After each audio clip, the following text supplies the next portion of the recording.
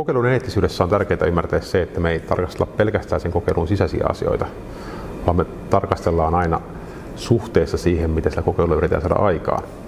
Eli jos me nähdään, että joku kokeilu aiheuttaa ison myönteisen muutoksen tai voi aiheuttaa joku ison myönteisen muutoksen koko yhteiskunnassa, niin sitten meidän pitää peilata sitä koko muutosta ja ajatella sitä koko muutosta suhteessa sitten siihen mahdolliseen haittaan, mikä se jollekin yksilölle voi aiheuttaa yhdenvertaisuuden poikkeamisen vuoksi.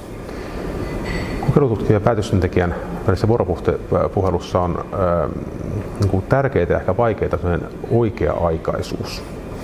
Eli kun lähdetään kokeilua miettimään, niin tutkijapuolella tai päätöksentekijäpuolella niin on kauhean tärkeää se, että se vuorovaikutus,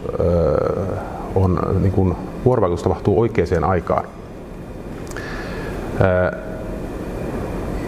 Jos me on menty kauhean pitkälle ja suunniteltu ja tehty jotain kokeilua kauhean pitkälle vaikka virkamiespuolella ja sitten kutsutaan tutkija vasta siinä vaiheessa, kun pitäisi tuloksia alkaa tulkitsemaan, niin saattaa olla, että ei tuloksissa ole mitään tulkittavaa enää, että asiat on mennyt jotenkin vinoja huonosti eikä laadukasta dataa saada. Mutta jos tutkijoihin ollaan siinä vaiheessa yhteydessä, kun kokeilua vasta suunnitellaan ja harkitaan, niin ehkä voidaan ja todennäköisesti päästään semmoisiin niin paljon kustannustehokkaampia ja parempiin ratkaisuihin kokeiluissa. Suomella on tällä hetkellä erittäin hyvät edellytykset nousta maailman ihan johtavaksi kokeiluyhteiskunnaksi. Suomi on poikkeuksellinen siitä, että meillä on erittäin kattavat ja laajat rekisteriaineistot.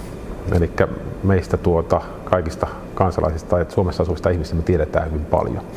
Ja tämän rekisteriaineiston päälle, jos me pystytään rakentamaan tämmöisiä luotettavia hyviä kokeiluasetelmia, niin se tarkoittaa, että me voidaan hyvin pienin kustannuksin saada aivan maailmanlaajuisesti aivan uniikkia tietoa siitä, että miten erilaiset toimenpiteet muuttaa yhteiskuntaa ja vaikuttaa ihmisiin.